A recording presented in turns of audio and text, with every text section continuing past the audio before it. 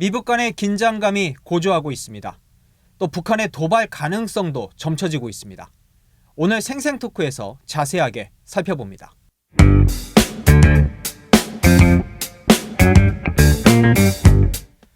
미북 간의 거친 말이 오가고 비핵화 협상의 동력이었던 미북 두 정상간의 신뢰가 흔들리는 것이 아니냐란 우려 속에 아직 대화의 문은 열려있는 듯합니다.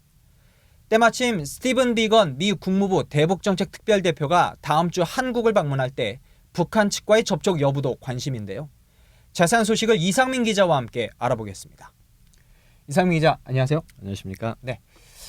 최근 사이 미국과 북한 사이에 상당히 거친 말이 많이 오갔습니다. 트럼프 대통령이 더 많은 것을 잃게 될 것이다. 그러니까 북한이 더 이상 잃을 것이 없다. 이런 설전이 좀 오갔는데요. 지금의 분위기는 이제 미국 측에서 어떻게 좀 바라보고 있나요? 예. 먼저 그렇게 거친 말이 오간 배경을 좀 말씀을 드리겠는데요. 네. 북한의 국방과학원이 지난 7일 평양부터 동창리에 있는 서해 위성 발사장에서 네. 중대한 시험을 했다고 발표를 했습니다. 네. 이 발언이 나온 이후에 이제 트럼프 대통령이 강경한 발언을 하게 된 건데요. 사실 그 중대한 시험이 어떤 내용인지 아직은 알려지지 않고 있어요. 하지만 그것이 그 위성 발사장이었기 때문에 많은 사람들은 대륙간 탄도미사일의 어떤 엔진 시험일 것이다라고들 보고 있거든요. 근데 이런 시험에 대해서 트럼프 대통령의 반응이 북한이 이런 식으로 적대적으로 나오면은 모든 것을 잃을 수 있다라고 얘기를 했고요. 네. 이에 대해서 북한 측에서는 잃을 게 더 이상 없다 이런 식으로 반발하는 시기였죠.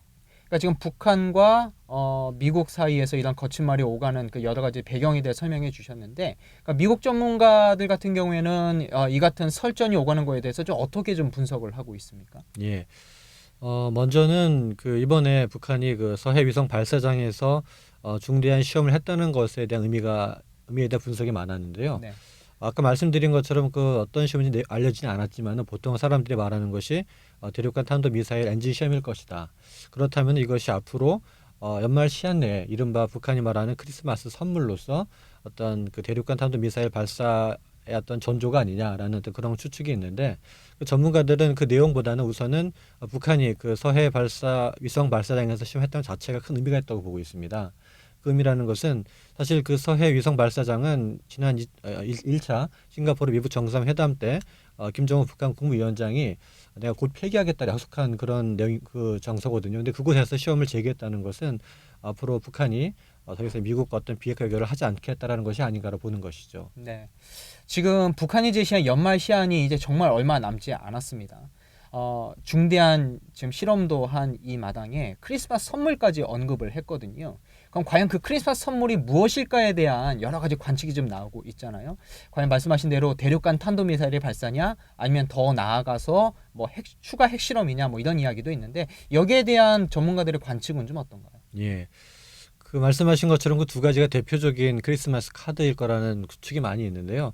하지만 연말 시한 올해까지는 북한이 어떠한 추가 도발은 하지 않을 것이다라는 관측이 많습니다. 왜냐하면은 일단은 연말까지 지켜보자라는 거죠. 시한을 줬기 때문에 그 사이에 어떤 미국이 새로운 접근을 밝힌다면은 언제든지 또 바뀔 수 있기 때문에 일단은 지켜보자라는 건데, 다만 이제 연말이 끝났어요. 내년이 됐을 경우에 그 사이 미국이 아무런 변화가 없을 경우에는 어떤 도발을 할 텐데, 그 도발의 내용이 지금 우리가 추측하는 대륙간 탄도미사일 발사라든지 핵실험보다는 그보다 낮은 수준의 가령 중거리 미사일이라든지, 그리고 또 대륙간 탄도미사일 기술에 거의 흡사한 인공위성 발사 정도가 되지 않을까라고 보고 있습니다. 네.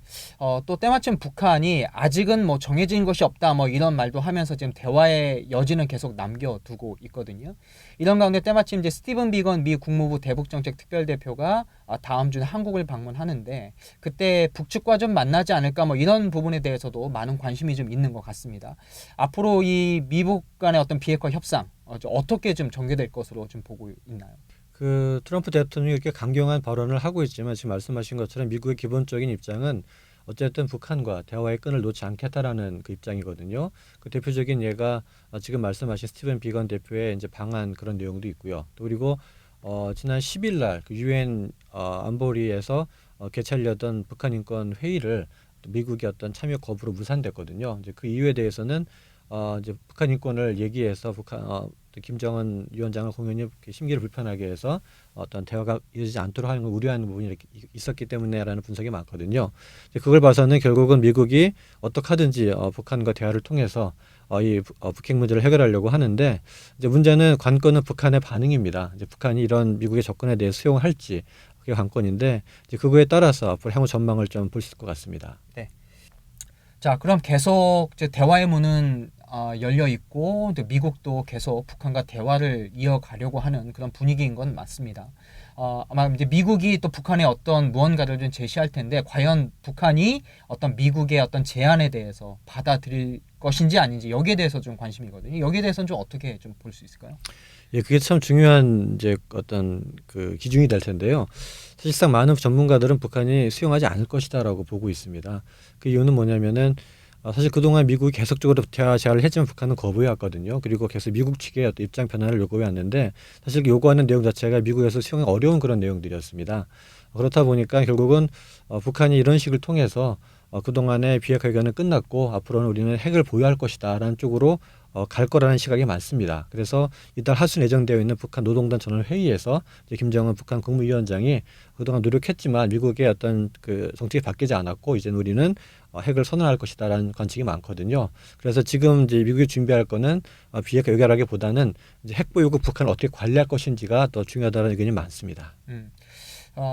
지금 북한은 이제 미국이 새로운 그 제시안을 내놓지 않으면 본인이 새로운 길을 가겠다 이렇게 이미 선언한 상황인데 네. 앞으로 비핵화 협상이 좀 어떻게 좀 전개될지 우리가 좀 더 좀 관심을 갖고 좀 지켜봐야 될 것 같습니다. 네, 맞습니다. 이상민 기자 수고 많으셨습니다. 네, 감사합니다. 북한이 제시한 연말 시한이 정말 얼마 남지 않았습니다. 교착 국면에 있는 미북 간의 비핵화 협상이 과연 새로운 돌파구를 마련할 수 있을지 많은 사람의 관심이 쏠려 있습니다. 생생토크 오늘 순서는 여기까지입니다.